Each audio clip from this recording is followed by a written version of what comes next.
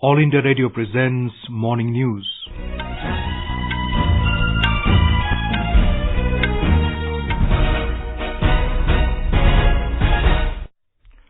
Good morning, I'm Abhishek Mukhopadhyay. The headlines. Tiware Dam breaches in Ratnagiri district of Maharashtra following heavy rain. 2 killed, several missing. Government adopts a multi-pronged approach to check infiltration of illegal migrants. About 2.5 lakh new jobs to be created in the IT sector in the coming months, says Skill Development Minister.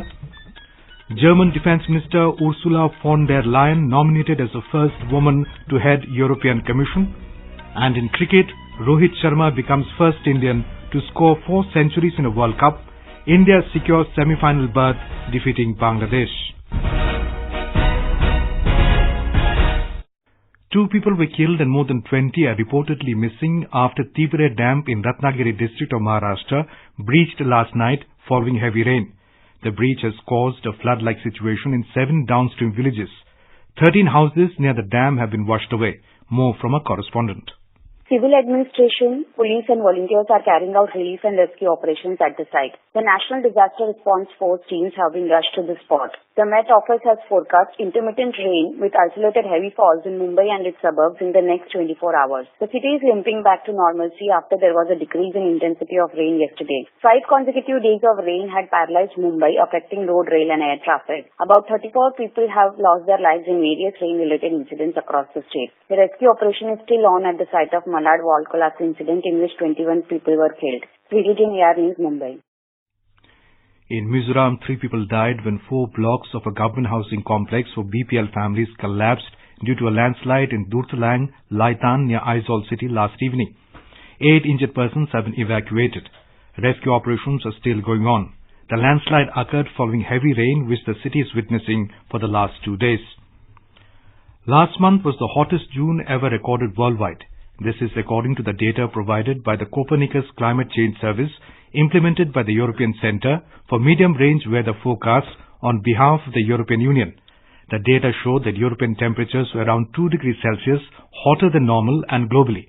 Earth was 0.1 degrees Celsius hotter than the previous June record in 2016. The Copernicus team said it was difficult to attribute the record-breaking month directly to climate change. The government has adopted a multi-pronged approach to ensure effective surveillance and domination of international borders to check infiltration of illegal migrants. In a written reply to a question in the Lok Sabha, Minister of State for Home Affairs G. Kishan Reddy said, physical infrastructure like border fencing, flood lighting, construction of border roads and establishment of border outposts has been created. He said the Home Ministry has issued instructions to states and union territories advising them to ensure that no Aadhaar card is issued to the illegal migrants. Mr. Reddy said state governments have also been advised to cancel other state-level identification documents fraudulently obtained by illegal migrants. Skill Development and Entrepreneurship Minister Mahendra Nath Pandey has said about 250,000 new jobs will be created in the IT sector in the coming months through the Comprehensive Skill Development Program. Addressing a function in New Delhi yesterday, Mr. Pandey said, transforming the world's largest youth force into a truly skilled force is the vision of the NDA government. He said rapid advances made in the digital technology in the country can take this sector to the tune of $7.2 billion from $2.5 billion in 2018. The minister also expressed hope that in the coming years, India will stand shoulder to shoulder with the most advanced countries in the IT sector.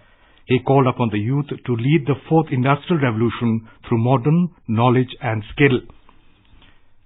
The centre said their inputs of Jamaat-ul-Mujahideen Bangladesh using some madrasas in Burdwan and Murshidabad of West Bengal for radicalization and recruitment activities. In a written reply in the Lok Sabha yesterday, Minister of State for Home Affairs G. Kishan Reddy said concern on the issue was shared with the West Bengal government and it has been asked to maintain law and order in the state. In May this year, government had notified Jamaat-ul-Mujahideen Bangladesh and all its manifestations as a terrorist organization.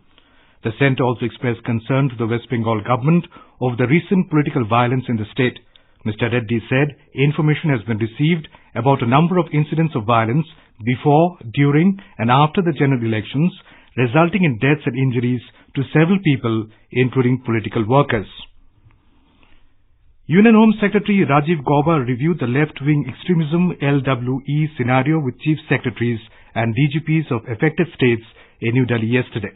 An official release said it was noted that there has been consistent decline in violence and considerable shrinkage in geographical spread of LWE in the last 5 years. The review of LWE affected districts last year resulted in reduction of security-related expenditure SRE districts from 126 to 82. Making mobile communication more effective and improvement in the working conditions of the security forces deployed were also discussed in the meeting. Union Home Secretary stated the need for continued operations and stressed upon filling up areas of security vacuum. This is All India Radio giving you the news. For quick news updates, follow us on Twitter at AIR News Alerts. European Union EU leaders have put forward the nominations for the bloc's top jobs with a woman proposed as European Commission chief for the first time. German Defence Minister Ursula von der Leyen has been nominated for the post to replace Jean-Claude Juncker. The nomination came after the main front-runners were rejected. Ursula was backed by German Chancellor Angela Merkel, but there was resistance to a nomination within the German coalition. Chief of International Monetary Fund Christine Lagarde has been nominated as the first woman to head the European Central Bank. Belgian Prime Minister Charles Michel is nominated to replace European Council President Donald Tusk, while Spain's Foreign Minister Josep Borrell is proposed as Foreign Policy Chief.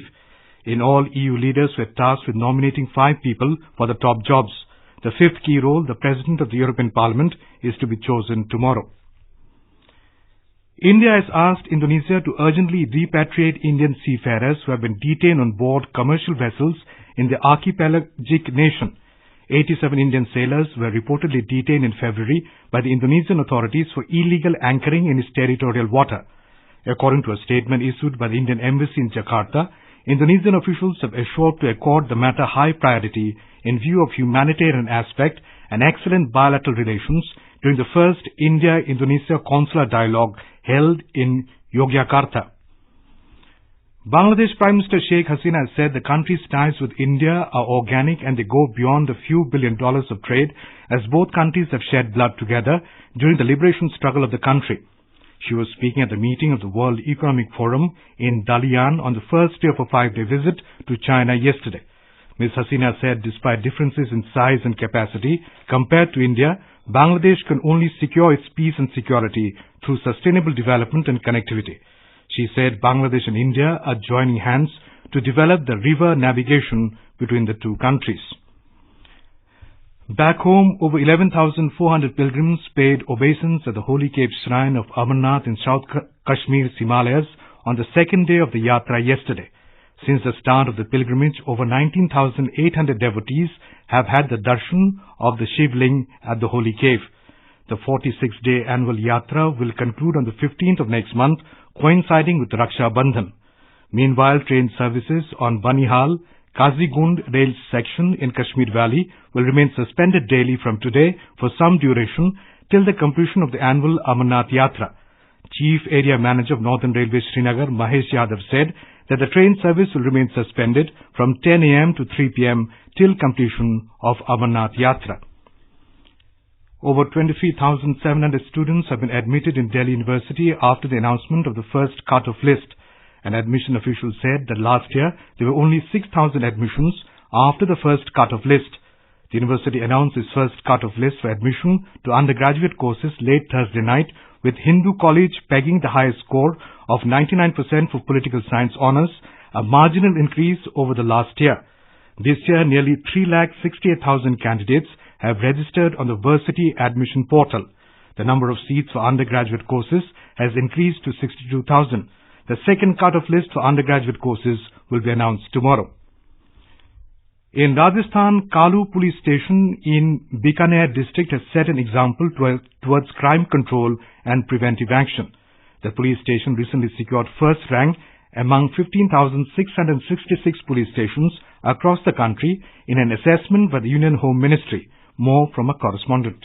A clean campus, female dedicated help desk and good arrangements for plaintiff are some of the specifications making this police station unique. Due to preventive action, effective crime detection, crime control, unique response and humanitarian behavior and high-tech working made this police station the best among all police stations. SHO Devilal told that people do not hesitate to come to the police station because of Janmitra image of the staff. He said that facilities like badminton and volleyball court are also available. Jitendra Dwivedi, AIR News, Jaipur.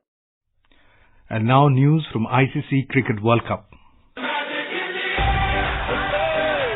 Two-time winners Team India has secured a place in the semi-finals of the World Cup 2019 with a 28-run win over Bangladesh at Birmingham. Opting to bat, the men in blue posted 314 for 9, riding on Rohit Sharma's 92-ball 104, his 26th ODI ton. He became the first Indian and second after Sri Lanka's Kumara Sangakkara to score 4 centuries in a World Cup. Rohit also became the leading run scorer in the ongoing tournament with 544 runs. KL Rahul's 77, Rishabh Pant's 48 and MS Dhoni's 35 also helped India lay the foundation of a 300-plus total. Later with the ball, India bundled out Bangladesh for 286 in 48 overs, sending them out of the World Cup. Paceman Jasprit Bumrah bagged 4 wickets, guiding Team India to join Australia in the last 4. Today, hosts England will face New Zealand at Chesterley Street. All India Radio will broadcast live commentary on the match from 2:30 p.m. Sabi Hassan Khan, AIR News. In tennis, French Open finalist Dominic Thiem has become the third top 10 men's seed to suffer first-round exit from the Wimbledon Championships in London. The fifth-seeded Austrian lost to American Sam Querrey 7-6, 6-7, 3-6, 0-6 yesterday. Sixth-seed Alexander Zverev and seventh-placed Stefanos Tsitsipas were knocked out on the opening day of the tournament on Monday. Eight-time champion Roger Federer survived a first-set scare to see off South African debutant Lloyd Harris and reached the Wimbledon second round yesterday. The Swiss is aiming for a record-extending 9th men's title. In the women's singles, Maria Sharapova made a first-round exit, while Serena Williams and Anjali Kerber advanced to the second round. India will begin its men's doubles campaign today. Leander Paes and Divish Sharan, with separate partners, and the pair of Purav Raja and Jeevan Nedunsejyan will play the first-round matches. In the FIFA Women's Football World Cup, defending champions US defeated England 2-1 at Leyen last night to enter the final. Christian Press and Alex Morgan found the net for the US, while Eileen White scored England's only goal. This is US' third consecutive World Cup final, and they will now bid for a record 4th title. In the other semi-final, the Netherlands will take on Sweden at the same venue tonight. The match will kick off at 12:30 a.m. Indian Standard Time. The final will be played on Sunday. And now for an overview of today's newspapers, it's over to Sarabjit Kaur. Thank you, Abhishek. India's commercial capital Mumbai being shattered by its second highest single-day rainfall in July in 45 years that paralyzed the city and claimed lives is the story that dominates headlines this morning. 29 die in heaviest Mumbai downpour since 2005 deluge, leads the Times of India. Referring to BJP's General Secretary Kailash Vijayvargiya's son's attack on an Indore civic official with a cricket bat, the Pioneer writes, Modi slams assault and battery. The paper says PM raps MP MLA, warns party leaders not to be carried away by arrogance of power. And finally, 25% posts of doctors vacant in rural areas. Well, the Tribune reports that India continues to reel under a severe shortage of doctors and specialists across all levels of healthcare delivery. 8 of every 10 specialist posts not filled at community health centers. This explains the weak response to epidemics like the acute encephalitis syndrome outbreak in Bihar. And with that, it's back to you, Abhishek. Thank you, Sarabjit. And now, before we end the bulletin, the headlines once again. Tiware Dam breaches in Ratnagiri district of Maharashtra following heavy rain. 2 killed, several missing. Government adopts a multi-pronged approach to check infiltration of illegal migrants. About 2.5 lakh new jobs to be created in the IT sector in the coming months, says Skill Development Minister. German Defence Minister Ursula von der Leyen nominated as the first woman to head the European Commission. And in cricket, Rohit Sharma becomes first Indian to score 4 centuries in the World Cup. India secures semi-final berth, defeating Bangladesh. And with that, we end the morning news. Have a nice day.